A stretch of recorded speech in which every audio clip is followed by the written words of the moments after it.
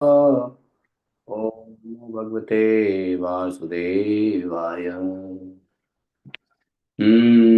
नारायणं नमस्कृत्यं नरं चैव नरोत्तमं देवीं सरस्वतीं व्यासं ततो जयामुदीरये।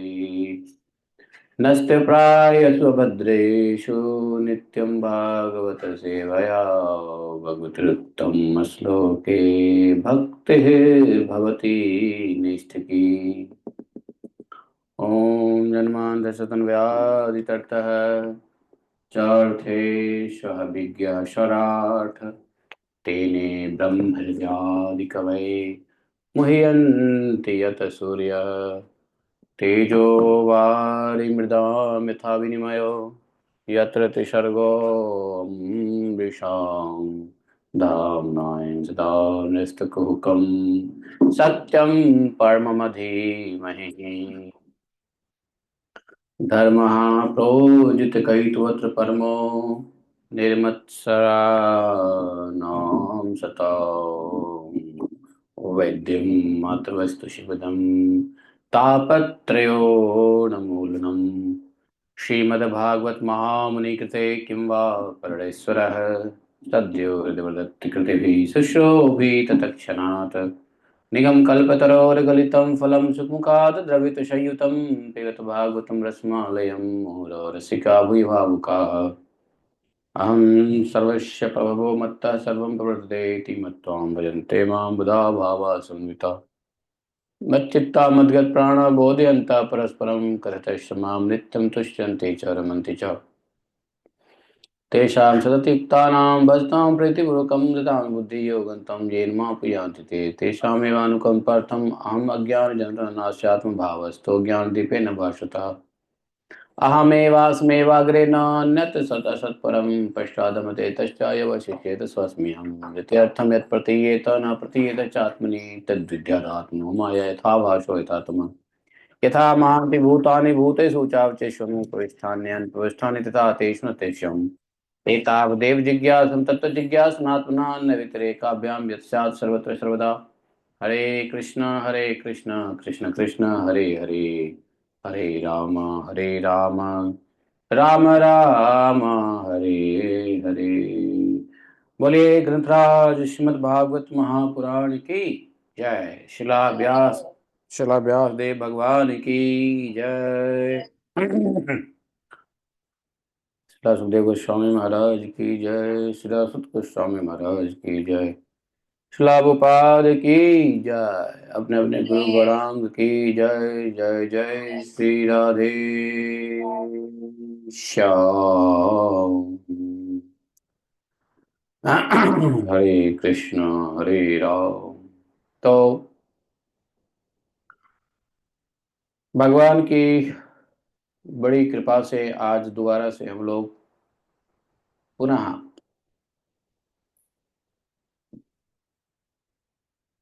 भागवत कथा में श्रवण के लिए इकट्ठे हुए हैं, ऑनलाइन ऑफलाइन वटेवर। आज मोहिनी एकादशी है। मोहिनी एकादशी। तो मोहिनी एकादशी का व्रत भी है। जो लोग पूर्ण रूप से व्रत नहीं रख सकते हैं वो कम से कम आज के दिन में अन्न ना खाएं। नो ग्रेन्स एंड बीन्स और पल्सेस ऑल्सो। ठीक है, अन्न ना खाएं।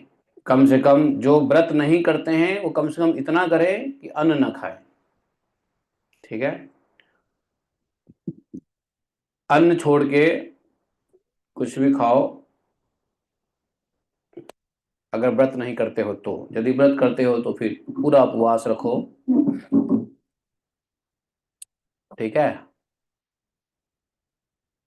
तो आज की कथा में हम लोग स्कंध तीसरे स्कंध से यम और यमदूतों का संवाद श्रवण करेंगे।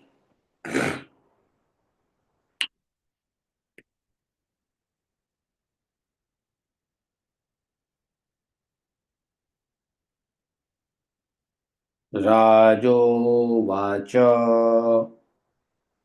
बोले राजा परीक्षित ने पूछा। क्या? राजा परीक्षित जी ने पूछा अपने अपने सुखदेव गोस्वामी से कि निशम्य देवः स्वभटोपवर्णितं प्रत्या किं तान् प्रतिधर्मराजः एवं हतज्ञो विहतान्मुरारे नैर्देशिकैर्यस्य वशे जनोऽयम्।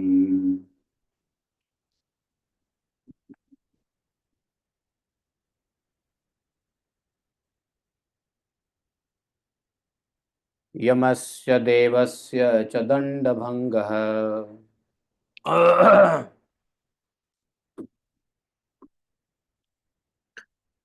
यमस्य देवस्य न दण्डभङ्गः। अरे आवाज आ रही है? नहीं आ रही है? यमस्य देवस्य न दण्डभङ्गः कुतश्च नरशे श्रुतपूर्वासीत् एतन्न एतन्न मुने पृच्छति लोकसंशयम् न हि त्वदन्या इति मे विनिश्चितम्।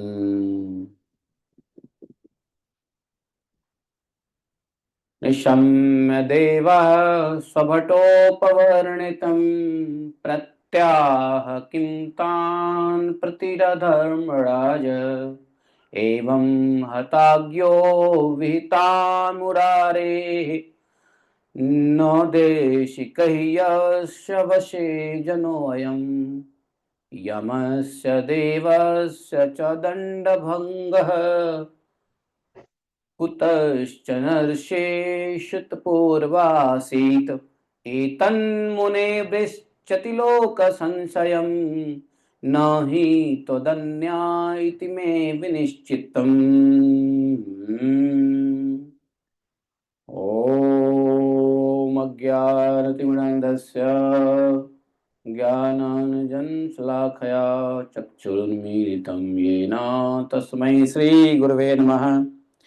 श्रीचैतन्यमनोभीष्टं स्थापितं येन भूतले स्वयं रूप कदा मह्यं ददाति स्वपदान्तिकम्। वन्देऽहं श्रीगुरोः श्रीपत्कमलं श्रीगुरून् वैष्णवांश्च श्रीरूपं साग्रजातं सहगण रघुनाथान्वितं तं सजीवं साद्वैतं सावधूतं परिजनसहितं श्रीकृष्णचैतन्यदेवं श्रीराधा कृष्णपादान् सहगण ललिता श्रीविशाखान्वितांश्च हे कृष्ण करुणा सिन्धो दीनबन्धो जगत्पते गोपेश गोपिका कांतं राधा कांतं नमोस्तुते तप्त कांचन गौरांगी राधे वृंदावनेश्वरी विश्वानुसुते देवी प्रणमामि हरिप्रिये वाञ्छाकल्पतरुभ्यश्च कृपा सिन्धुभयैव च पतितानां पावनेभ्यो वैष्णवेभ्यो नमो नमः। जय श्री कृष्ण चैतन्य प्रभु नित्यानंद श्री अद्वैत गदाधर श्रीवासादि गौर भक्तवृंदा हरे कृष्णा कृष्ण कृष्ण हरे हरे हरे राम राम राम हरे हरे।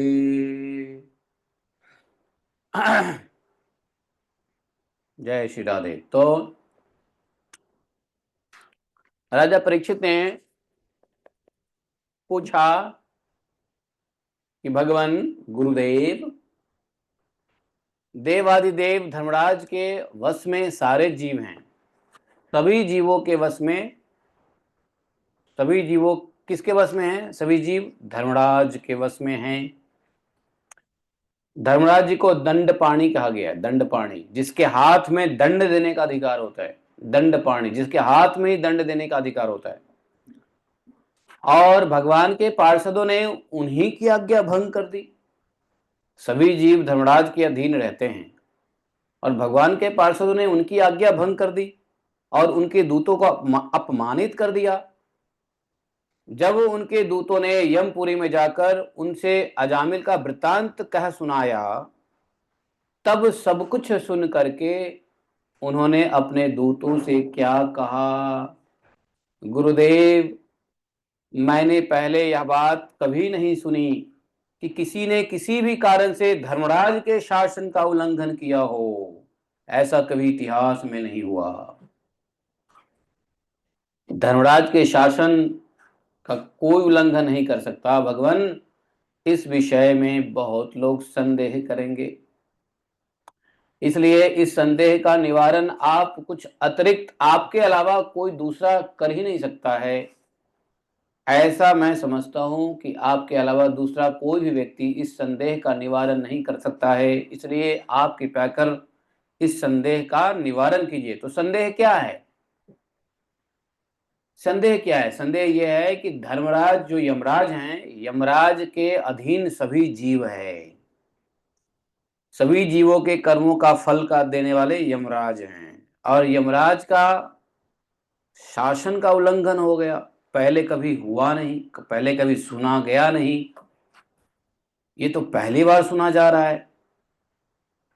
लोग बाग बहुत संदेह करेंगे, उसका निवारण आप ही कर सकते हैं, आप ही कीजिए। सुखदेव गोस्वामी ने मुस्कुराए। क्यों मुस्कुराए? इसलिए मुस्कुराए, परीक्षित जी के बातों पे मुस्कुराए। परीक्षित जी सही कह रहे थे कि यमराज का जो आदेश है, शासन आदेश, वो अभी तक व्यर्थ नहीं गया है, कोई काट नहीं सका है। तो मुस्कुरा क्यों रहे हैं? मुस्कुरा इसलिए रहे हैं कि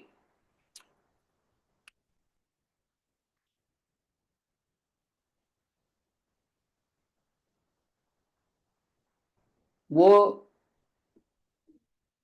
स्वयं के साथ साथ सभी के कल्याण के लिए प्रश्न कर रहे हैं कि बहुत लोगों का संदेह होगा। उन्होंने यह नहीं कहा कि मुझे भी संदेह है,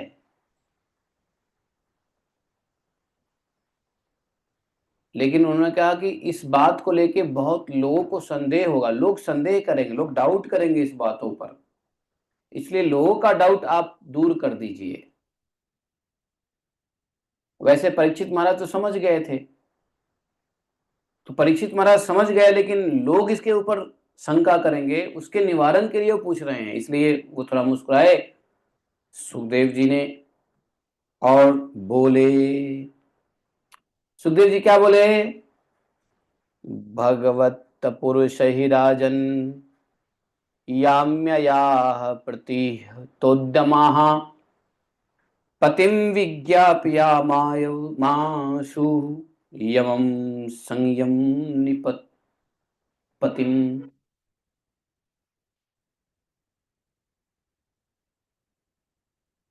सुखदेव जी बोले, परीक्षित जी,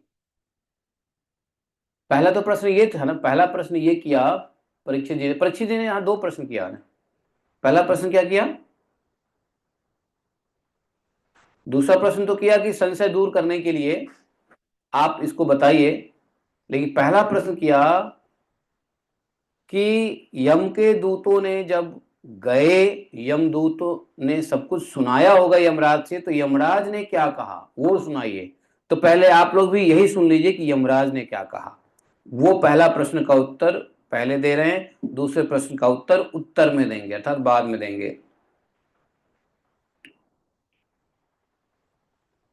परीक्षित जी, जब भगवान के पार्षदों ने यमदूतों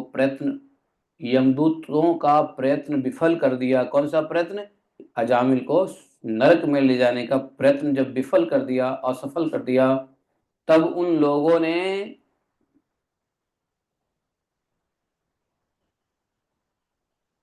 संयमनीपुरी के स्वामी और अपने शासक यमराज के पास जाकर निवेदन किया। तो संयमनीपुरी जो है वो यमराज जी का, यमपुरी का राजधानी है संयमनीपुरी। दूतों ने कहा, देखो दूतों ने क्या कहा, दूत ने कहा कि कति संति शास्तारो जीवलोकस्य वै प्रभो त्रैविध्यं कुर्वतः कर्म फलाभि अव्यक्ति हेतवः। कति संति ही, जाते ही पूछ दिया, कति संति शास्तारो जीवलोकस्य वै प्रभु, हे प्रभु। यमदूतों ने यमराज से कहा, प्रभु संसार के जीव तीन प्रकार के कर्म करते हैं, पाप पुण्य अथवा दोनों से मिश्रित, और इन जीवों को उन कर्मों का फल देने वाला शासक संसार में कितने हैं? जीवों के फल देने वाला शासक संसार में कितने हैं? अभी तक तो हम समझ रहे थे आप ही हो, you are the only one. जीवों के पाप पुण्य का फल देने वाले, जीवों के कर्मों का फल देने वाले आप ही हो, ऐसा हम समझते थे। परंतु आप बताइए, जीवों जीवों के कर्मों का फल देने वाले कितने रूलर है, कितने शासक है? यमराज जी सोचे होंगे, अरे ये दूत आज क्यों पूछ रहा है, आज से पहले तो कभी पूछा नहीं है, आज तक तो इन लोगों ने आज्ञा का पालन ही किया, लेकिन आज ऐसा प्रश्न क्यों किया? यमराज जी को तो समझ में आ ही गया, भाई आज कुछ खटपट हुआ है, आज इन लोगों को कुछ दूसरा शासक मिल गया है, इसलिए ये लोग पूछ रहे हैं शासक कितने हैं। अभी तक तो इनको लग रहा था कि भाई एक ही शासक है, आप है। सुनो, प्रश्न पूछो, प्रश्न देखो, यमदूतों के प्रश्न अगर समझेंगे तो यमराज के उत्तर भी समझ सकेंगे। और पूछा क्या कि यदि संसार में दंड देने वाले बहुत से शासक हों, अगर माना कि एक से अधिक दंड देने वाले हैं, तो फिर किसे सुख मिले और किसे दुख मिले, इसकी व्यवस्था एक सी नहीं हो सकेगी। अगर एक व्यक्ति से ज्यादा रूलर होगा तो किसको दुख देना है, किसको सुख देना है, इस बात का एक जैसा निर्णय नहीं होगा। संसार में कर्म करने वालों के अनेक होने के, संसार में कर्म करने वालों के अनेक होने के कारण यदि उनके शासक भी अनेक हो जाएंगे, तो उन शासकों का शासक पना एक नाम मात्र रह जाएगा। जैसे एक सम्राट के अधीन बहुत से नाम मात्र के सामंत होते हैं, इसलिए हम तो ऐसा समझते हैं कि अकेले आप ही समस्त प्राणियों के और उनके स्वामियों के भी अधीश्वर हैं। आप ही मनुष्यों के पाप और पुण्य के निर्णायक हैं, दंडदाता हैं और शासक हैं। हे प्रभु, अब तक संसार में कहीं भी आपके द्वारा निर्धारित किए हुए दंड की अवहेलना नहीं हुई थी, आज तक नहीं हुई थी, किंतु इस समय 4 अद्भुत सिद्धों ने आपकी आज्ञा का उल्लंघन कर दिया है। देखो, कल मैंने एक प्रश्न पूछा था कि भगवान के पार्षद कितने थे, आप लोगों ने कितने कहा था? उल्टा पुल्टा जवाब दिया था, मैंने 4 कहा था। अब देखो 4 लिख रहा है ना 8वें श्लोक में, देखो, चतुर्भि अद्भुत ही सिद्ध ही आज्ञा ते विप्रलंबिता। चतुर्भि 4 है, कंफर्म हो गया नहीं हो गया? अरे कंफर्म हुआ कि नहीं? 4 थे ना? जी प्रभु जी। हाँ, तो 8वें श्लोक में लिखा हुआ है ना, चतुर्भि 4, वे 4 अद्भुत ही, अद्भुत, वे 4 अद्भुत, समझे? वे 4 अद्भुत सिद्धों ने आपका आज्ञा का उल्लंघन कर दिया। नारायण नारायण, ये कैसा अन्याय हो गया? आपके अलावा आज तक तो हमने सुना ही नहीं कि कोई और शासक है। इसीलिए घबराते हुए आया, यमदूत लोगों ने पानी भी नहीं पिया, जल ग्रहण भी नहीं किया, पसीने भी नहीं पोछे, आते ही सीधा खड़े होके भगवान यमराज से बोलने लगा, कति संति शास्त्रारो जीवलोकस्य वै प्रभो त्रिविध्यम कुरुतः कर्मा फल भी अभिहेतवः। बताइए कितने शासक हैं, और यदि और शासक होंगे तो न्याय कैसे होगा। ये बात सही है, ये बात सही है। अगर मान लो आपके 4 बॉस हो जाए तो आप पागल हो जाओगे। 4 मालिक के बीच में नौकर पागल हो जाता है किसकी बात माने कोई कहेगा ए इधर, ए रामू इधर आ, ए रामू ये कर, ए रामू, है ना। वो इधर बुलाएगा ये कर, दूसरा कहेगा नहीं ये छोड़, ये कर, वो छोड़। अब वो पागल हो जाएगा। इसलिए एक नौकर के पास एक ही बॉस ठीक होता है, नहीं तो अगर एक नौकर हो उसके कई बॉस हो जाए तो नौकर पागल नहीं हो जाएगा। बताओ किस किस की बात माने। बड़े साहब जी ये कहते हैं, छोटे साहब जी ये कहते हैं, मेम साहब जी ये कहते हैं, बड़े साहब, छोटे साहब, मेम साहब, सब मालिक है नौकर हो या कर्मचारी सब भाग जाएंगे यही टेंशन है ये यमदूतों का, है कि नहीं एक्चुअली वास्तव में जो हायरार्की में रिपोर्टिंग एक होना चाहिए। आप 10 रिपोर्टिंग मैनेजर कैसे काम चलेगा है। आप लोग तो नौकरी करते हो, नौकरी किए हो, अनुभव होगा। अगर आपको ये कहा जाए कि नहीं नहीं हमको भी रिपोर्टिंग कर, हमको भी रिपोर्टिंग कर, हमको भी रिपोर्टिंग करे, तो कैसे होगा। बॉस कहेगा हमको रिपोर्टिंग कर, बॉस कहेगा हमको भी रिपोर्टिंग कर, ऐसे कैसे चलेगा। तो यमराज जी ने यही कहा कि यदि आपके अलावा कोई और है तो फिर ये आदेश कैसे काम चलेगा, किसका किसका आदेश माना जाएगा। फिर तो गड़बड़ हो जाएगा। फिर तो न्याय एक जैसा नहीं होगा। एक व्यक्ति ही सही से न्याय कर सकता है। यदि कई मास्टर होंगे तो अपने अपने बुद्धि से न्याय करेगा। टेंशन का विषय यह है, चिंता का विषय ये नहीं है कि कई कई रूलर हो जाएंगे, रूलर कितने भी हो जाएं, लेकिन प्रॉब्लम क्या है कि सभी रूलर अपने अपने तरीके से जीवों का कर्म का फल देगा, ऑर्डर करेगा, है। तो आप बताइए कि आपके अलावा और कौन है, हैं? ये 4 सिद्धों ने आकर के आपकी आज्ञा का उल्लंघन कर दिया। इसका मतलब क्या है, इसका मतलब है कि आपके अलावा भी कोई शासक है जीवों का। कभी कभी नौकर आता है ना घबरा के, नहीं मालिक मुझे तो लगता है आपके ऊपर भी कोई मालिक है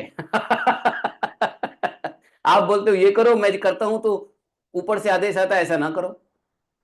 नहीं, तो यही हालत अभी यमदूतों का हो गया है। यमराज जी समझ गए दाल में कुछ काला है, आज तो कुछ गड़बड़ हो ही गया लगता है, आज तो बंडा फूट ही जाएगा। आज इन लोगों को बताना ही पड़ेगा कि कोई और भी शासक है अभी तक तो ये सब यमकुंड के मेढक थे। अभी तक क्या है, यमदूत क्या है, यमकुंड के मेढक थे, जिनको पता ही नहीं था कि इस कुंड के अलावा भी कोई कुंड है। मतलब है कि नहीं। यम यम यम यम भगवान के अलावा भी कोई और भी शासक है, पता ही नहीं था, है कि नहीं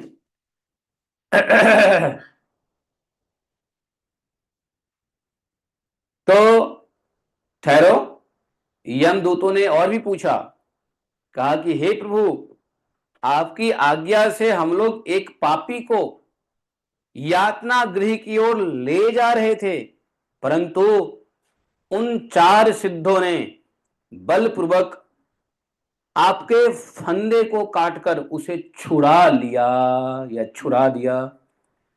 हम आपसे उनका रहस्य जानना चाहते हैं, यदि आप हमें सुनने का अधिकारी समझे तो कहें।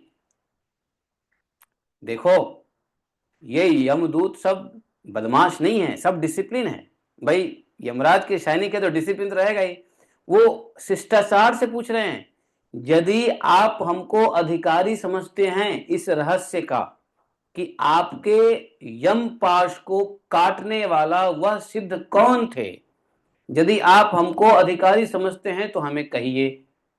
जिद नहीं किया कि हमें बताइए, यदि अधिकारी समझते हैं तो हमको बताइए।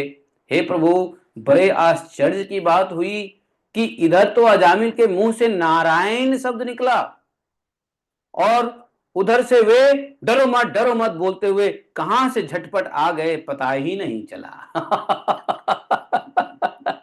देखो भगवान के नाम का कितना प्रताप है, हैं? ये यम बोले कि देखो अजामिल के मुंह, तो शायद यम, शायद यम यम भगवान ने पूछा होगा कि अच्छा अच्छा, सुनो सुनो सुनो सुनो। अच्छा, तो उन चार ने आकर के हमारे यम पास को काट दिया। जी प्रभु, काट दिया। पर कुछ तो हुआ होगा, वो बताओ, कुछ तो हुआ होगा, है ना? इंक्वायरी करते हैं, इंक्वायरी।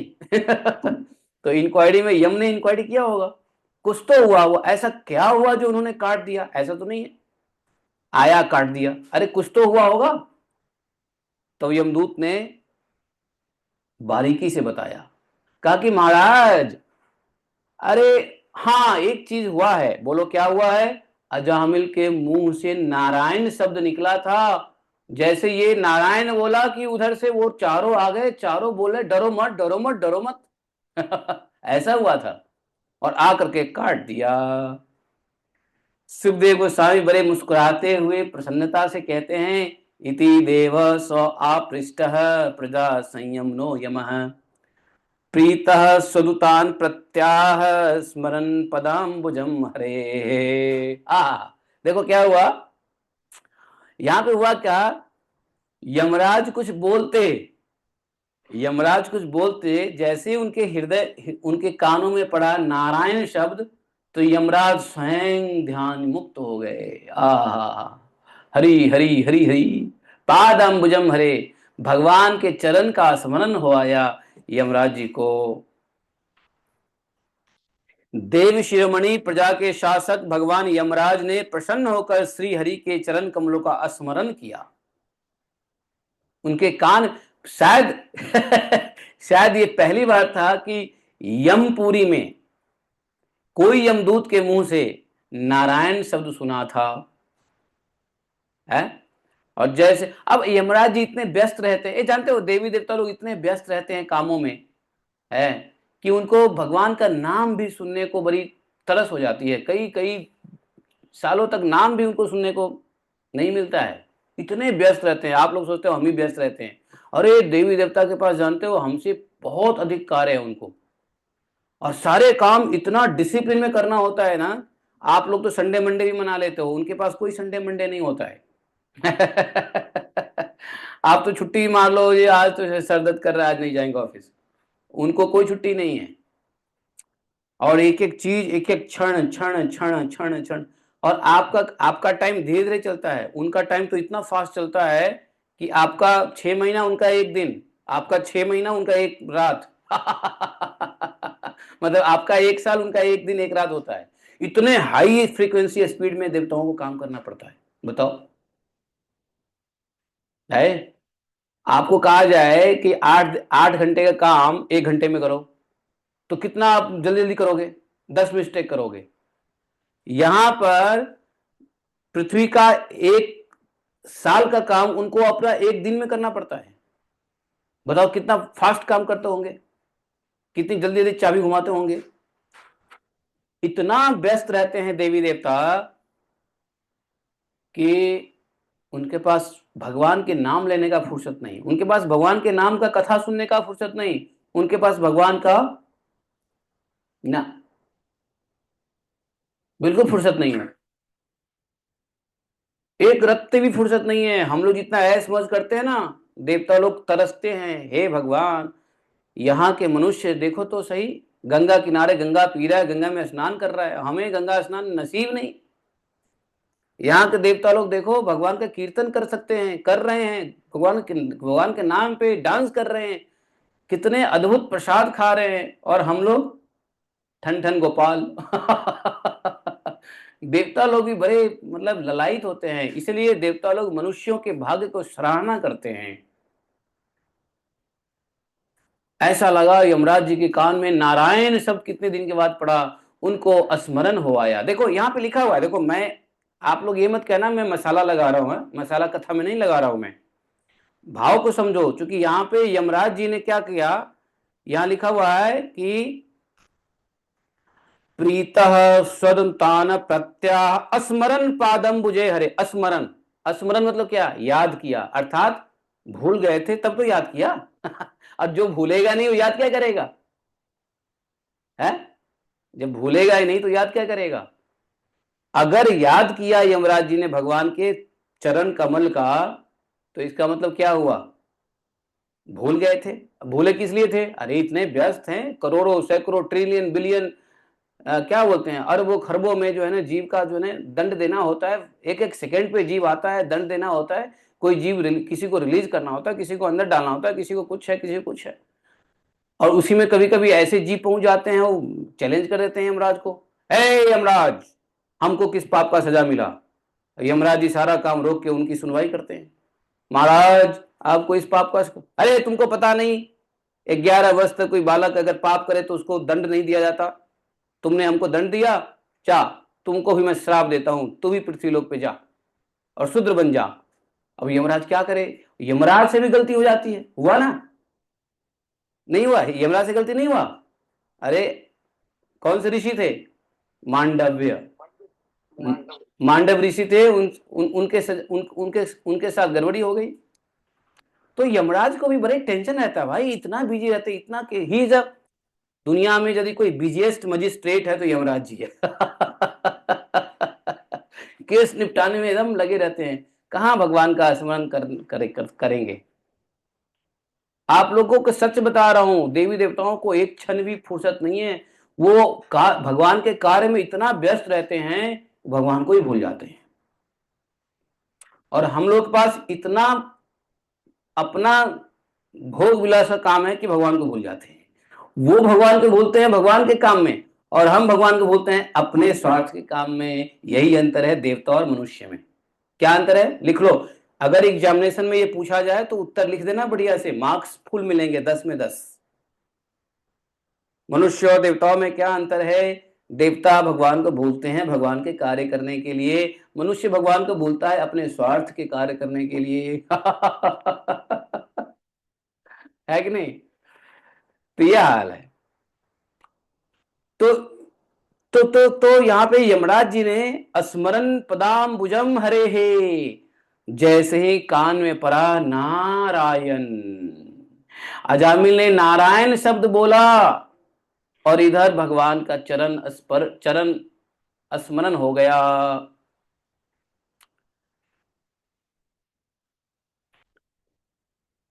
यम उवाच, अब यमराज जी बोले।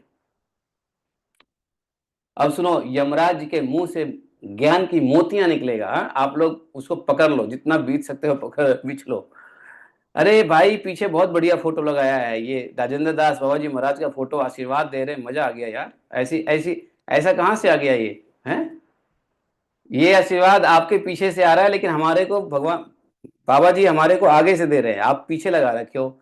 संत को पीछे रखना चाहिए क्या? संत को आगे रखना चाहिए, पीछे रखे हो संत को। है, उल्टा काम करते हो। संत को आगे रखो, दीवार पे चिपकाओ, जहां बैठे हो देखो।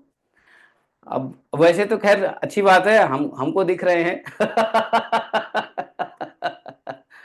बाबा जी हमको दिख रहे हैं, सही है। जय राजेंद्र दास बाबा जी महाराज का फोटो लगा रखा है, बहुत अच्छी बात है। कथा में समझो कि महाराज कथा में आ गए। है,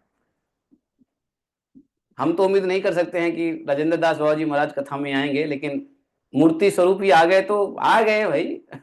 संत कैसे भी आ सकते हैं, है कि नहीं? बात के दर्शन कर रहे हैं, आपके पीछे लगे हुए दीवार के ऊपर। है, किधर किधर? अच्छा हाँ, ये प्रभुपा जी। हाँ, अच्छा अच्छा अच्छा। तो मैं ऊपर लगा रखा हूँ, मैं पीठ पीछे नहीं, ऊपर लगा रखा हूँ। आया तो आपके पीछे ही है, ऊपर लगाओ। सही है, सही है, सही है। जाए जाए जाए। अरे ठीक है, ठीक है, ठीक है, रहो रहो, ऐसे ही ऐसे ही। आज तो अच्छे से नहीं दिख रहे हैं, किसी किसी दिन बहुत अच्छे से दिखते हैं। आज अच्छे से नहीं दिखते हैं? हाँ, ऊपर है, नीचे किसी किसी दिन दिखते हैं अच्छे से। अच्छा, किसी किसी आज दिन, नहीं दिखते। किसी किसी दिन प्रभुपाद नीचे उतर जाते हैं क्या? दिखा दे। माता जी स्क्रीन कर लो, दिखाई देंगे पूरी तरह से। फुल स्क्रीन कर लो, फुल स्क्रीन कर लो, प्रभुपाद जी दिखाई देंगे। प्रभुपाद जी के नीचे, हाँ, प्रभुपाद जी के नीचे बैठे हुए प्रभुपाद जी के शैतान, और प्रभुपाद जी ऊपर। नहीं नहीं, डोगरे महाराज नहीं, प्रभुपाद जी हैं। ठीक है, अब सुनो, ध्यान से सुनो, अपना अपना ऑडियो बंद कर लो। Mister Ghai, doctor Ghai, mute your audio, mute your audio and listen carefully. देखो ऐसा है, अब यमराज ने कहा, यम भगवान ने कहा, क्या कहा यम भगवान ने, सुनो। परो मदन्यो जगतस्थशुश्च ओतम प्रोतम पटवदत्र विश्वम यदंशतो अस्य स्थित जन्मनाशा न स्योतवद यस्य बसे च लोकः। म्यूट नहीं करने आता क्या? चलो मैंने कर दिया।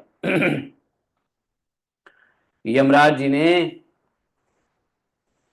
थोड़े देर के लिए तो भगवान नारायण के चरण का स्मरण किया, अपना आंख बंद कर लिया और आंखों में आंसू आए, लेकिन थोड़ी देर के बाद आंख खोला और यमदूतों से कहा, दूतों मेरे अतिरिक्त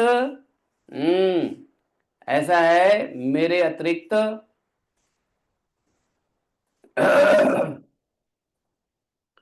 क्या संसार के जीव, सॉरी सॉरी सॉरी, यहां पर जो है अभी तो यमवाच है ना। हाँ, तो बोला कि देखो दूतों, मेरे अलावा एक और चराचर जगत के स्वामी हैं, मेरे अतिरिक्त, मेरे अलावा एक और ही चराचर जीव के स्वामी हैं मेरे अलावा। उन्हीं में संपूर्ण जगत सूत में वस्त्र के समान ओतप्रोत है। जैसे सूत में वस्त्र, संपूर्ण जगत सूत में वस्त्र के समान, उन्हीं के अंश से ब्रह्मा, उन्हीं के अंश विष्णु, उन्हीं के अंश शंकर इस जगत की उत्पत्ति, स्थिति तथा प्रलय करते हैं। उन्हीं के सारे जगत को नथे हुए, उन्हीं भगवान ने, उन्हीं ने इस सारे जगत को नथे हुए बैल के समान अपने अधीन कर रखा है, ब्रह्मा को भी, विष्णु को भी, शंकर को भी। कौन? वासुदेव, स्वयं वासुदेव कृष्ण, कृष्ण के बारे में कह रहे हैं। तो ये ब्रह्मा विष्णु शंकर और अन्य देवी देवता, यहां तक कि हम भी, मैं भी और तुम भी और सभी जीव जो भी हैं, सब इस जगत में नथे हुए बैल के समान भगवान ने अपने अधीन करके रखा हुआ है। मेरे प्यारे दूतों, जैसे किसान अपने बैल को पहले छोटी छोटी रस्सियों में बांधकर फिर उन रस्सियों को एक बड़े से आरी रस्सी में बांध देते हैं, वैसे ही जगदीश्वर भगवान ने ब्रह्मादि वर्ण और ब्रह्मचर्य आदि आश्रम रूप छोटी छोटी रस्सियों में बांध करके, तो भगवान तो यम बाबा ने क्या कहा मालूम है? यम बाबा मतलब यम भगवान ने कहा कि भगवान ने क्या किया, छोटे छोटे रस्सियों में बांध रखा है। तो छोटा रस्सी क्या है? ब्राह्मण आदि वर्ण, ब्राह्मण क्षत्रिय शूद्र इत्यादि इत्यादि वर्ण, और ब्रह्मचर्य आदि आश्रम, ब्रह्मचर्य गृहस्थ वानप्रस्थ और संन्यास। तो ये वर्ण और आश्रम रूपी छोटे छोटे रस्सियों में बांध रखे हैं, फिर सब नामों को वेदवाणी रूप रस्सी में बांध रखा है, और इस प्रकार सारे जीव नाम और कर्म रूप बंधन में बंधे हुए भयभीत होकर उन्हें ही अपना सर्वस्व भेंट कर रहे हैं। दूतों, मैं अहम महेंद्रो, ये यमराज कह रहे हैं, अहम महेंद्रो निरति प्रचेता सोमो अग्नि गिरीश पवनो अर्को विरिंच आदित्य विश्वे वशवोऽथ साध्या मरुद्गना रुद्रगना ससिद्धा। बोले कि मैं यम, इंद्र, निरति, वरुण, चंद्रमा, अग्नि, शंकर, वायु, सूर्य, ब्रह्मा, 12 आदित्य, विश्व देवता, 8 वसु, साध्य 49 मरुतगण, सिद्ध 11 रुद्र, रजोगुण एवं तमोगुण से रहित भृगु आदि प्रजापति और बड़े बड़े देवता सब के सब सत्व प्रधान होने पर भी, ये सब सत्व प्रधान हैं, होने पर भी उनकी माया के अधीन हैं, तथा भगवान कब क्या किस रूप में करना चाहते हैं इस बात को कोई नहीं जानता। मतलब ये मैं इंद्र निरति वरुण चंद्रमा अग्नि शंकर वायु सूर्य ब्रह्मा 12 आदित्य विश्व देवता 8 वसु साध्य 49 मरुदगण सिद्ध 11 रुद्र और भृगु आदि जितने प्रजापति हैं सब सत्वगुण में है, लेकिन भगवान के माया के अधीन है। सत्वगुण भी तो भगवान की माया है। भगवान कब क्या करना चाहते हैं किसी को पता नहीं है। जब हम लोगों को पता नहीं है, सत्वगुण प्रधान लोगों को पता नहीं है, तो रजोगुण और तमोगुण को क्या पता होगा, दूसरे की बात क्या कहें। दूतों, जिस प्रकार घटपट आदि रूपवान पदार्थ अपने प्रकाशक नेत्रों को नहीं देख सकते, वैसे ही अंतःकरण में अपने साक्षी रूप से स्थित परमात्मा को कोई भी प्राणी, इंद्रिय, मन, प्राण, हृदय और वाणी किसी भी साधन के द्वारा नहीं जान सकता है। तो बोले घटपट आदि रूपवान पदार्थ, मान लो हमारा शरीर है, शरीर को घट भी कहते हैं, घट है ना, घट कहते हैं ना, घट, घटपट। इसलिए घेरंड संहिता ने जो योग दिया उसको कौन सा योग कहते हैं बताओ। महर्षि घेरंड ने योग दिया एक, उसको बोले हैं घट योग। एक होता है हठ योग, घट योग। आप लोगों ने हठ योग तो सुना लेकिन घट योग नहीं सुना होगा। लेकिन जब योग की पढ़ाई करोगे ना, योग में मान लो कुछ करोगे पढ़ाई, बीए एमए कुछ करोगे योग में, तो उसमें पढ़ाया जाता है घट योग। तो घट योग किसने दिया? घेरंड ने दिया, महर्षि घेरंड ने दिया अपने शिष्यों को। और वो पुस्तक क्या कहलाया? घेरंड संहिता। तो घट अर्थात यह शरीर, तो शारीरिक योग का नाम दिया घट योग।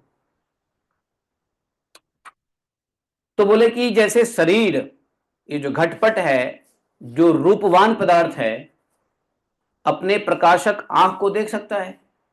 अरे ये हाथ है, तो हाथ आंख को देख सकता है, आंख हाथ को देख सकता है, लेकिन हाथ आंख को देख सकता है क्या? नहीं देख सकता ना। आंख पैर को देख सकता है, लेकिन क्या पैर आंख को देख सकता है? पैर कह सकता है आंख को कि मैं देख रहा हूं तेरे को, मैं देख रहा हूं तेरे को, किधर किधर आंखें घुमा रहे है तू। हाँ, पैर के पास पैर देख सकता है? नहीं देख सकता ना। तो उसी प्रकार से बोले कि जिस प्रकार से ये घटपट आदि रूपवान पदार्थ अपने नेत्र को नहीं देख सकते, वैसे ही अंतःकरण में अपने साक्षी रूप से स्थित परमात्मा को कोई भी प्राणी, इंद्रिय, मन, प्राण, हृदय, वाणी किसी भी साधन के द्वारा नहीं देखा जा सकता है। ये बात सही भी है।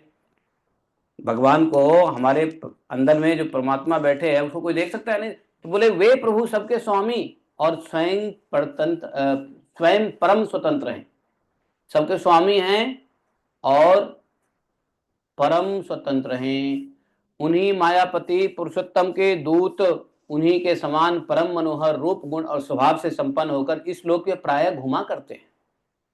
बोले कि उन्हीं मायापति के दूत घूमते रहते हैं इस लोक में, प्रायः विचरण करते रहते हैं। कौन दूत? वही विष्णु दूत, जिसको ये दूतों ने क्या, यमदूतों ने क्या नाम बोला? सिद्ध, 4 सिद्ध आए थे।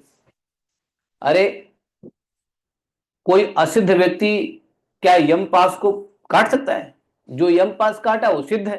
तो इसलिए यमदूत ने कहा कि 4 सिद्ध आए थे महाराज, 4 सिद्ध। तो यमराज ने कहा नहीं नहीं, वो सिद्ध नहीं, वो स्वयं भगवान के पार्षद थे, मायापति पुरुषोत्तम के दूत थे भाई, वो कोई सिद्ध नहीं थे।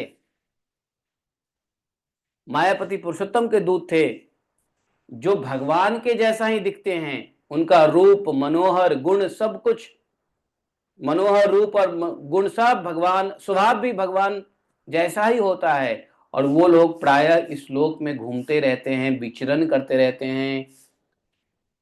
बोले आगे कि विष्णु भगवान के सुरपूजित एवं परम अलौकिक पार्षदों का दर्शन बड़ा दुर्लभ है।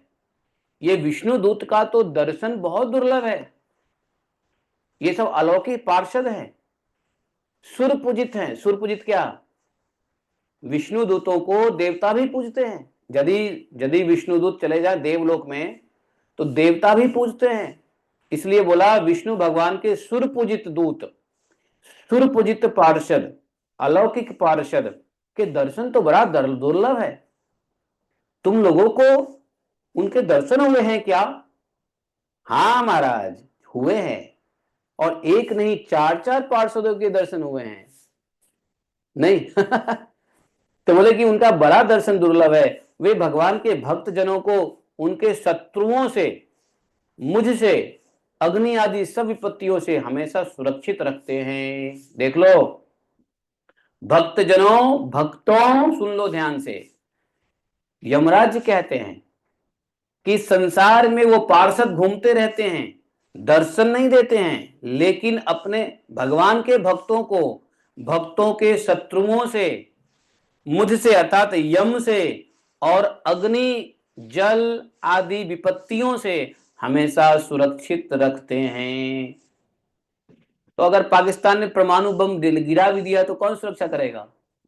आप लोग को सुरक्षा कौन करेगा? भगवान के पार्षद जो भगवान की भक्ति करेगा उसकी सुरक्षा भगवान के ये पार्षद करते रहते हैं, जो विचरण करते रहते हैं, देखते रहते हैं भक्त के ऊपर कौन सी प्रॉब्लम आ गया और उनकी रक्षा करते हैं। वो अग्नि जल से, शत्रुओं से और यम से उनकी सुरक्षा करते रहते हैं भगवान के भक्तों जनों को। अब समझ लो भगवान की भक्ति करेंगे तो सुरक्षा मोदी की नहीं है, सुरक्षा भगवान के पार्षदों की है। लेकिन भक्ति होनी चाहिए ऐसी। समझे कि नहीं समझे? नहीं समझे? यह है भक्ति की शक्ति। भक्ति की शक्ति है कि भगवान के पार्षद रक्षा करते हैं। और ये कौन बोल रहे हैं? किन की बात पे हम विश्वास करें? यमराज बोल रहे हैं। धर्मराज कभी झूठ नहीं बोलते। वो व्यक्ति बोल रहा है, ये कोई माधव कीर्ति नहीं बोल रहा है। माधव कीर्ति 10 झूठ वो दिन में 10 बार बोलता रहता है। ये तो यमराज बोल रहे हैं भाई माधव कीर्ति की बात मत मानो, यमराज की बात पे भरोसा करो। संस्कृत में कर लो, हिंदी में कर लो, जैसी भाषा समझ में आए वैसे कर लो। है माधव कीर्ति तो 50 झूठ बोलता रहता दिन में, कितनी बात मानोगे माधव कीर्ति की यमराज की बात मानो। यमराज की बात पे भरोसा करके क्या करनी है? भक्ति करनी है। जो भगवान के अनन्य आश्रित भक्त होते हैं भगवान के पार्षदों का संरक्षण रहता है। आगे यमराज बोले स्वयं भगवान ने ही धर्म की मर्यादा का निर्माण किया है। उसे न तो ऋषि जानते हैं, न स्वयं देवता, न सिद्धगण जानते हैं। ऐसी स्थिति में मनुष्य, विद्याधर, चारण, असुर आदि तो जान ही कैसे सकते हैं? भगवान ने ही धर्म की मर्यादा का निर्माण किया है। भगवान धर्म के प्रणेता है। भगवान क्या है? धर्म के प्रणेता है। तो भगवान ने बनाया सारे धर्म के नियम, उसको भला हम लोग जान ही कैसे सकते हैं? भगवान के द्वारा निर्मित यह भागवत धर्म परम शुद्ध है और सुनो गोपनीय भी है। परम शुद्ध है और गोपनीय भी है। ये धर्म, भागवत धर्म गोपनीय है। इसीलिए भागवत धर्म सबको नहीं पता चलता और सब लोग भागवत धर्म में आते भी नहीं है। बड़े बड़े पंडित पंडिताई करते रहते हैं, बड़े बड़े ब्राह्मण अपना करते रहते हैं जजमानी, लेकिन भागवत धर्म नहीं समझ में आता उनको। क्यों? क्योंकि यह गुप्त है, गोपनीय है। शुद्ध तो है but yet it is secret. और यह गोपनीय ज्ञान सिर्फ और सिर्फ वैष्णवों के बीच में मिलता है। वैष्णव ही इस भागवत धर्म को समझ सकते हैं और प्राप्त कर सकते हैं। इसलिए भगवान के भक्त वैष्णव बनना पड़ेगा। भगवान के भक्त कौन होता है? वैष्णव होता है। देवी देवता के भक्त वैष्णव नहीं होते हैं। देवी देवता के भक्त वैष्णवी। आप में से कितने लोग हैं जो अभी एक वीडियो हमने बनाया था जिसमें बताया था देवी देवता के भक्ति में अंतर और पूजा में अंतर। भक्ति और पूजा में अंतर मैंने बताया, सुने आप लोग? 29 मिनट्स की वीडियो थी जिसमें बताया था हमने कि भक्ति में क्या अंतर है, भक्ति और देवता की पूजा में क्या अंतर है ना? तो देवता के पुजारी जो है वो भक्त नहीं होते, भगवान के आश्रित भक्त होते हैं। भक्त लोग भगवान से कुछ नहीं चाहते, सिर्फ भगवान की सेवा करते हैं। और अन्य देवी देवता के पुजारी लोग पूजा के बदले कुछ देवी देवता चाहते हैं। क्या? धनम देहि, जयम देहि, यशो देहि, दुशो जहि। या देवी सर्वभूतेषु है लक्ष्मी रूपेण संस्थिता, नमस्तस्यै नमस्तस्यै नमस्तस्यै नमो नमः। मतलब ये देवी देवता के पुजारी नमस्ते भी भगवान को तभी करते हैं जब कुछ लेना होता है। लेना ना हो तो नमस्ते भी ना करें। है कि नहीं?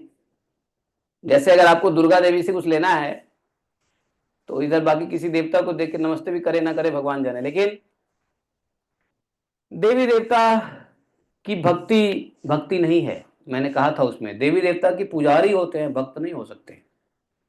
ठीक है, हम लोग गलत यूज कर लेते हैं, पुजारी को भक्त बोल देते हैं। भक्त का मतलब क्या है? जो कुछ मांगे ना। अगर कोई देवी का भक्ति करता हो तो देवी से कुछ मांगे ना, सिर्फ देवी को प्रसन्न करे तो भक्ति है। और मैंने बताया था उस वीडियो में कि यदि आप किसी भगवान से किसी देवता से बिना मांगे उसकी भक्ति करते हो तो वो देवी देवता बिना कहे आपको भगवान की भक्ति में लगा देंगे। बोले अरे तू खाक मेरी भक्ति करता है, तू भगवान की भक्ति कर। भक्ति तो भगवान की होनी चाहिए, भक्ति तो विष्णु की होती है, भक्ति राम कृष्ण नारायण की होती है।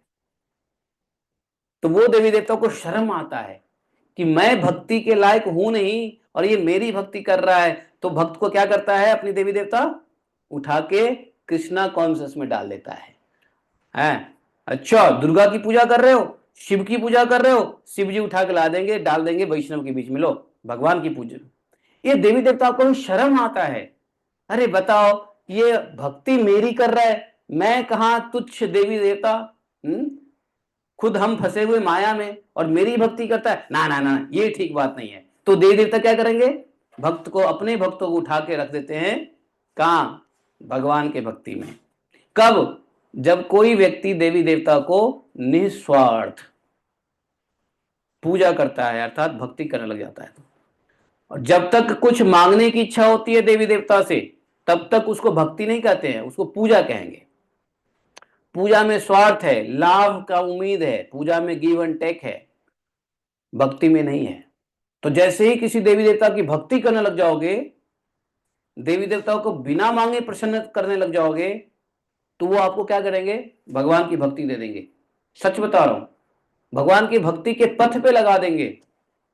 बाकी तो आप जानो। जैसे प्रभुपाद जी ने लोगों को उठा के कहां रख दिया? भक्ति पथ पे रख दिया। बाकी प्रोग्रेस आपके हाथ में है, कितना सीरियस होते हो, क्या होते हो, कितना ज्ञान लेते हो, कितना संग करते हो, कैसा भाव बनता है, वो आपके ऊपर है। लेकिन कम से कम प्रभुपाद जी ने क्या किया? अनर्थ से उठा करके अर्थ में लगा दिया। नहीं, कहां लोग भटक रहे थे पाश्चात्य देश में, उसको उठा करके, हम भी पाश्चात्य देश जाने ही वाले थे, बीच में से ही प्रभुपाद जी ने उठा के ले आए वापस। हम थे मिडल ईस्ट में, हम वेस्ट में जाने वाले थे, लेकिन मिडल ईस्ट में ही हम पकड़े गए और प्रभुपाद जी उठा के ले आए, चल वापस ईस्ट। हाँ बताओ, वेस्ट जाने से हम बच गए। कितना बड़ा मतलब रक्षा कर दिया प्रभुपाद जी ने। नहीं, वेस्ट जाने के लिए हम मिडिल ईस्ट तक पहुंच गए थे, अब मिडिल ईस्ट से वेस्ट जाने ही वाले थे, हैं? बचा लिया। हाँ। वेस्ट बनने से बचा लिया। यस, वेस्टेज नहीं होने दिया है, वेस्टेज नहीं होने दिया। नारायण नारायण। तो देवी देवता भी यही करते हैं जो प्रभुपाद जी ने किया है। समझे? देवी देवता भी वही करते हैं जो प्रभुपाद जी ने किया है, लेकिन प्रभुपाद जी की स्थिति देवी देवता से ऊपर है। अब देवी देवता के पुजारी हमको गाली देंगे, क्या बोल रहा है पागल आदमी, देवी देवता से प्रभुपाद जी को ऊपर बता रहे हैं। अरे हाँ, एक वैष्णव देवी देवता से ऊपर होते हैं भाई, है? वैष्णव के बारे में जानना हो तो एक किताब लिख लो, जीवन में पढ़ लेना। 166 पेज की पुस्तक है, ब्राह्मण ओ वैष्णव, सरस्वती ठाकुर महाराज ने लिखा है। इसका पीडीएफ अंग्रेजी में अवेलेबल है ऑनलाइन। ब्राह्मण ओ वैष्णव, उसमें ब्राह्मण और वैष्णव दोनों का कंपैरिजन, कौन श्रेष्ठ है, कब, कैसे, वो भक्ति सिद्धांत सरस्वती ठाकुर महाराज ने जुलाई 1911 में एक लेक्चर दिया था, सभी वैष्णव और ब्राह्मण को इकट्ठा करके। उसमें उन्होंने ऐसी ऐसी बातें शास्त्र से कोट करके बताया है कि दिमाग का ढक्कन खुल जाता है। वैष्णव कौन है, ब्राह्मण कौन है, ब्राह्मण क्या है, वैष्णव क्या है। किताब का नाम है ब्राह्मण ओ वैष्णव। पीडीएफ मेरे पास है, अगर आप लोग डिमांड करोगे तो मैं यूट्यूब पे आपके उसमें डाल दूंगा, क्या बोलते हैं, ग्रुप में डाल दूंगा। जीवन में एक बार उसको समझ लो, फिर वैष्णव के बारे में समझ में आ जाएगा। फिर आपको वैष्णव बनने से कोई नहीं रोकेगा। जिसको परदादा गुरु जी के यह बात अगर समझ में आ गया कि वैष्णव कौन है, इसकी क्वालिटी उसमें पढ़ लिया, 166 पेज है, 166 पेज में ब्राह्मण और वैष्णव के बारे में बताया गया है। ब्राह्मण ओ वैष्णव, उसको पढ़ लिया तो कोई व्यक्ति ब्राह्मण होगा वो ब्राह्मणत्व छोड़ के वैष्णव बन जाएगा, और जो अन्य अन्य देवी देवता के पुजारी होगा वो भी वैष्णव बन जाएगा। वैष्णव बनना लाजमी है, लाजमी मतलब मैं उर्दू भाषा में बोल रहा हूं आप बिना वैष्णव बने रह ही नहीं सकते हो, इस किताब को पढ़ लिया तो। और किसी को वैष्णव बनाना है तो ये किताब पढ़ा दो, आपका प्रचार आसान हो जाएगा, समझे? ये भक्ति सिद्धांत सरस्वती ठाकुर महाराज ने, प्रभुपाद जी ने और भक्ति विनोद ठाकुर महाराज ने तो ऐसे ऐसे हथियार बना रखे हैं ना, शास्त्र रूपी हथियार, कि बस उसको पढ़ लो, देखो कैसे काम, आपका प्रचार आसान कर देगा, आपके जीवन के सारे ग्रंथियां काट देंगे और लोगों को भी काटने में हेल्प मिलेगा। हरे कृष्ण है ये बिना वैष्णव तो सबको बनना ही पड़ेगा, चाहे आज बने चाहे कल बने, है ऐसा है? भगवत धाम जाने के लिए तो वैष्णव बनना ही पड़ेगा। अगर इसी संसार में गुलाटी खाना है तो मत बनो, लेकिन भगवत धाम जाने के लिए बिना वैष्णव बने कोई भगवत धाम जा ही नहीं सकता। राइट। तो पढ़ लो उसको, वैष्णव ओ ब्राह्मण ओ वैष्णव पुस्तक को पढ़ सकते हो, ऑनलाइन भी पढ़ सकते हो, ठीक है? तो मैं कहां से कहां चला गया भाईजान, राधे राधे। तो ये मुझे भाईजानों की याद आ रही है, क्योंकि आजकल भाईजान लोग बड़े कष्ट में हैं, दुखी हैं, है ना? इंडियन आर्मी ने उनको कुछ डंडा कर दिया है। तो देखो, पर दुखे दुखी होना पड़ता है, वैष्णव का लक्षण है पर दुखे दुखी, तो मैं भी कॉपी करने की कोशिश करता हूँ। उनके दुख के साथ थोड़ा सा प्रार्थना करना पड़ेगा कि भाई उनको सद्बुद्धि दे। मनुष्य योनि मिल गया है, लेकिन मनुष्य योनि में भी नारकीय व्यवस्था है कि नहीं? मनुष्य योनि में भी नारकीय व्यवस्था है, बताओ। इसलिए मनुष्य योनि मिलना ही बहुत बड़ी बात नहीं है। मनुष्य योनि मिले, भारतवर्ष में मिले, उत्तर प्रदेश में मिले, वैष्णवों के संघ में मिले, भारतवर्ष के कोई भी जगह सब ठीक है।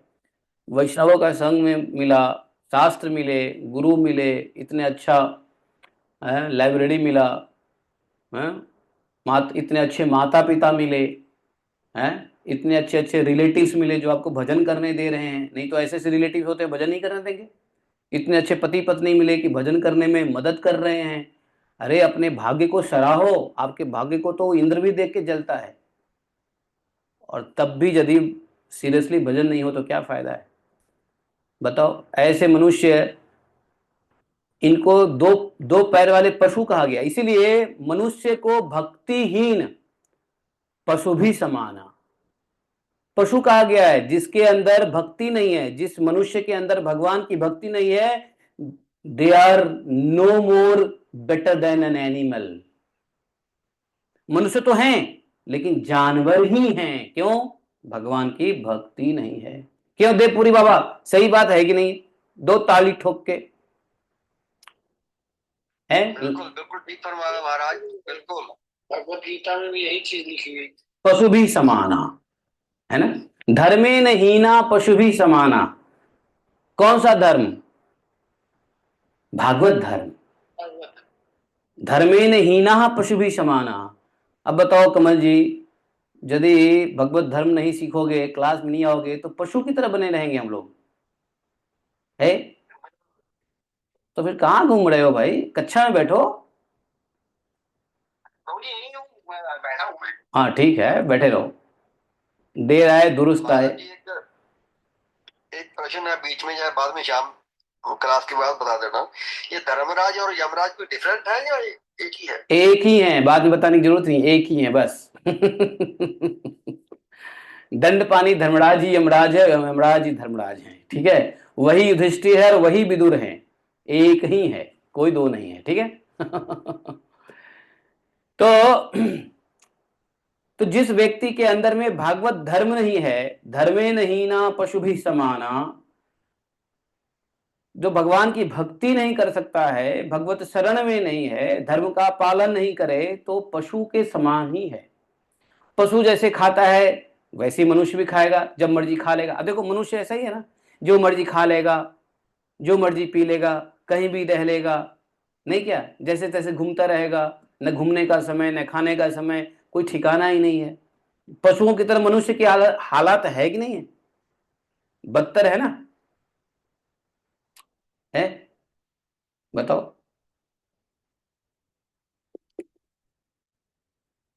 तो इसलिए भक्त कोई भी बन सकता है, शूद्र भी भक्त बन सकता है, भगवान का भक्त वैश्य भी बन सकता है, क्षत्रिय बन सकता है, ब्राह्मण को तो बनना ही चाहिए।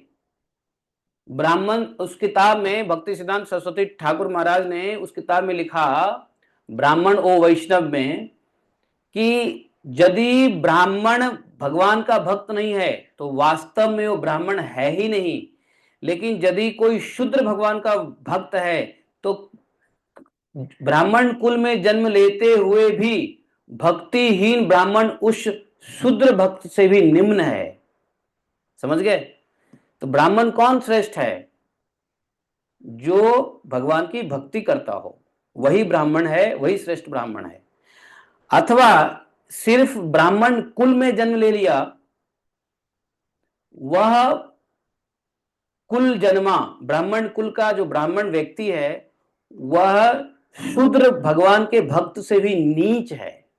इसलिए यदि ब्राह्मण भोजन करा रहे हो, तो अगर कोई शूद्र है लेकिन भगवान का भक्त है, और कोई ब्राह्मण है लेकिन भगवान का भक्त नहीं है, तो आप बेशक शूद्र वैष्णव को भोजन करा दो, ब्राह्मण को भोजन कराने की कोई आवश्यकता नहीं है।